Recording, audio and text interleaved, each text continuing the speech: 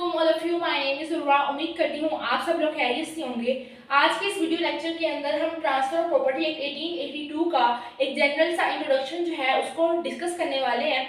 तो सबसे पहले जो है मैं प्रॉपर्टी की एक डेफिनेशन को है वो आप लोगों के साथ शेयर करती हूँ। मतलब हम जो ट्रांसफर ऑफ प्रॉपर्टी की डेफिनेशन है वो सेक्शन 5 ऑफ टीपीए के मुताबिक ही इसको डिटेल में आगे जाके डिस्कस करती हैं।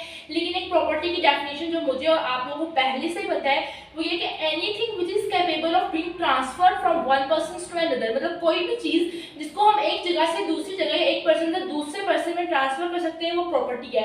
अब ये जो प्रॉपर्टी है इसकी टू टाइप्स होती हैं, एक होती है टेंजिबल मूवेबल प्रॉपर्टी और एक इनटेंजिबल इमूवेबल प्रॉपर्टी। अब टेंजिबल मूवेबल प्रॉपर्टी ऐसी प्रॉपर्टी मतलब कि something that can be touched और फेल्ट, ऐसी प्रॉपर्टी जिसको हम टच कर सकते हैं, देख सकते हैं, छू सकते हैं, वो हमारे पास टेंजिबल मूवेबल प्रॉपर्टी है। मतलब इसमें हमारे पास हाउस होल्ड गुड्स, फर्नीचर और मशीनरी आ जाता है। और उसके बाद अगर हम इनटेंजिबल इमूवेबल प्रॉपर्टी की बात करें तो ऐसी प्रॉपर्टी जो कि सर्टेन राइट्स की सूरत में होती है, which can not be touched, जिसका कोई फिजिकल जो है वो वजूद नहीं होता, जिसकी कोई फिजिकल एग्जिस्टेंस नहीं होती, लेकिन वो राइट्स की सूरत में एग्जिस्ट कर रही होती है। For example intellectual property. तो ये जो टीपीए एक्ट है इसमें हम जो है वो जो लिविंग पर्संस के दरमियान जो ट्रांसफर होगा उसको डिस्कस करेंगे।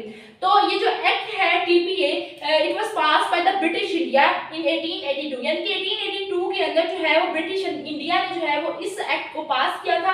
अगर हम इसकी इनेक्टेड डेट की बात करें, मतलब जो है इनेक्टेड डेट से बता दिए कि पार्लियामेंट ने जब इसे पास किया था वो 17 फेब 1882 को इसको पास किया था। और अगर हम इसकी इन्फोर्समेंट डेट की बात करें, मतलब कि इसको लागू कब किया गया, तो ये 1 जुलाई 1882 को जो है वो स्टेट के अंदर जो है इसको लागू किया गया था। अगर यहाँ पे जो है वो आप लोगों ने एक बात याद रखनी है, कोई भी जो लॉ है उसकी जो इन्फोर्समेंट होती है वो रेट्रोस्पेक्टिव नहीं होनी चाहिए, वो प्रोस्पेक्टिव होनी चाहिए। रेट्रोस्पेक्टिव मीन उसका जो है वो पास्ट के ऊपर कोई इफेक्ट नहीं होना चाहिए, उसका प्रोस्पेक्टिव यानी कि प्रेजेंट या फ्यूचर के ऊपर जो है उसका इफेक्ट होना चाहिए। अब अगर हम बात करें इसमें कि इसमें चैप्टर्स और सेक्शंस कितने हैं, तो TPA act consist of 8 chapters and 137 sections. इसके अंदर टोटल जो है वो 8 चैप्टर्स है और 137 जो है वो सेक्शंस है। इसमें बहुत ज्यादा सेक्शंस नहीं है, सिर्फ 137 सेक्शंस है और ये एक इम्पोर्टेंट एक्ट है। अब जो है वो इसके अंदर हम ये भी देख लेते हैं कि एक इम्पोर्टेंट एमसीक्यूज है जो कि लॉ गैट के अंदर बार बार पूछा जाता है, मुसलसल पूछा जाता है, तो आप लोगों ने याद रखना है। ये जो ट्रांसफर ऑफ प्रॉपर्टी एक्ट है ये एक हमारे पास सब्सटेंटिव लॉ है, इसको आप लोगों ने एमसीक्यूज के तौर पे जो है वो याद रखना है। ये जो ट्रांसफर प्रॉपर्टी एक्ट है ये हमारे पास सब्सटेंटिव लॉ है। सब्सटेंटिव लॉ आप लोगों को पता है कि जिसमें हमें बताया गया है कि ये हमारे राइट्स हैं, ये आपकी लायबिलिटीज हैं। और दूसरा ये कि ये जो ट्रांसफर ऑफ प्रॉपर्टी एक्ट है ये हमारे पास कोडिफाइड फॉर्म में मौजूद है, आप लोग देख सकते हैं ये इस बुक के अंदर, मतलब सेक्शंस दिए हुए हैं, चैप्टर्स बताए हुए हैं, तो यानी कि कोडिफाइड फॉर्म के अंदर जो है ये एक्ट हमारे पास मौजूद है। एक और बात जो आप लोगों ने याद रखनी है वो ये है, it is not exhaustive law. मतलब एग्जॉस्टिव लॉ से मुराद ये है कि अपने आप में परपाउंड नहीं है, it is not enough in itself. Why it is not self sufficient to itself, क्योंकि इसको दूसरे लॉज की जरूरत पड़ती है। कौन कौन से लॉज की इसको जरूरत पड़ती है, इसे सबसे पहले जो है वो इंडियन कॉन्ट्रैक्ट एक्ट है वो जरूरत पड़ती है।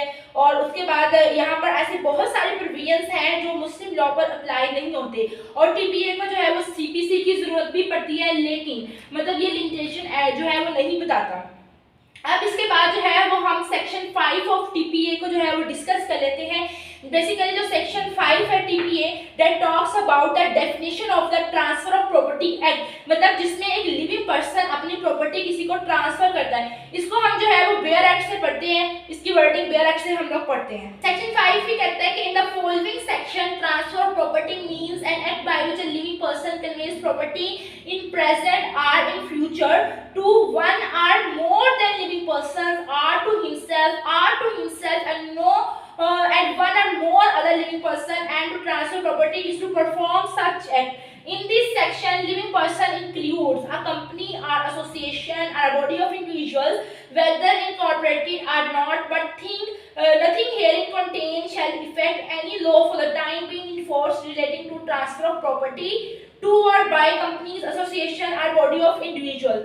अब ये जो सेक्शन 5 है बेयर एक्ट की लैंग्वेज ये कहती है कि जब एक लिविंग पर्सन अपनी प्रॉपर्टी कन्वे या ट्रांसफर करता है प्रेजेंट या फ्यूचर में एक या एक से ज्यादा लिविंग पर्सन को, और यहाँ पर अब और टू हिमसेल्फ, ये वर्ड जो है ये आप लोगों ने जो है ये याद रखना है, और टू हिमसेल्फ। ये टर्म 1929 में अमेंडमेंट के जरिए इसमें एंटर की गई, क्योंकि इससे पहले कोई शख्स जो है वो दूसरों को यानी अदर लिविंग पर्संस को ही प्रॉपर्टी ट्रांसफर कर सकता था, वो खुद के लिए प्रॉपर्टी ट्रांसफर नहीं कर सकता था। लेकिन अगर इसको वो प्रॉपर्टी खुद के ट्रस्ट में देनी होती थी, जिस चीज को वो सोल ट्रस्टी है, तो वो उस लॉ के तहत ट्रांसफर नहीं कर सकता था। तो 1929 में अमेंडमेंट के जरिए जो है ये वर्ड एंटर किया गया, और टू हिमसेल्फ। इसके बाद वो खुद को और खुद के साथ में एक या एक से ज्यादा लिविंग पर्संस को जो है वो प्रॉपर्टी ट्रांसफर करने का एक्ट परफॉर्म करता है, तो उसे हम ट्रांसफर ऑफ प्रॉपर्टी एक्ट कहते हैं। अब लिविंग पर्संस का वर्ड यूज किया गया है कि प्रॉपर्टी आप लिविंग पर्संस के दरमियान ही ट्रांसफर कर सकते हैं। तो लिविंग पर्सन में कौन कौन आएगा? तो लिविंग पर्सन इंक्लूड कोई कंपनी हो सकती है, कोई एसोसिएशन या ग्रुप ऑफ इंडिविजुअल जो इनकॉर्पोरेट हो सकता है या नहीं भी हो सकता। और इस सेक्शन में ऐसा कोई प्रोविजन नहीं है जो इफेक्ट या इंटरसेप्ट करे कोई ऐसे लॉ से जो कंपनीज, एसोसिएशन या बॉडी ऑफ इंडिविजुअल्स के प्रॉपर्टी के ट्रांसफर करने से रिलेटेड हो। नेक्स्ट हम modes of transfer of property की बात कर लेते हैं कि modes of transfer of property जो है वो वेरियस किस्म के हैं, मतलब कि हम प्रॉपर्टी को किन किन तरीकों से जो है वो ट्रांसफर कर सकते हैं। तो वेरियस मोड्स है हमारे पास। हम बाय एक्ट ऑफ पार्टीज भी जो है वो प्रॉपर्टी को जो है वो ट्रांसफर कर सकते हैं। उसमें हमारे पास पहला मोड है सेल, जो कि सेक्शन 54 जो है वो इससे डील करता है। नेक्स्ट मॉर्गेज है, सेक्शन 59 इससे डील करता है। लीज है, सेक्शन 107 इसको डील करता है। एक्सचेंज है, गिफ्ट है, एक्शनेबल क्लेम के थ्रू जो है वो हम प्रॉपर्टी को ट्रांसफर कर सकते हैं। यानी कि ये हमारे पास by act of parties modes हैं ट्रांसफर ऑफ प्रॉपर्टी के। इंशाल्लाह अगर नेक्स्ट में लेक्चर्स होंगे वो हम यानी कि जो पहला मोड है वहां से हम यानी कि mode of transfer of property को अगले लेक्चर्स में जो है वो डिस्कस करेंगे।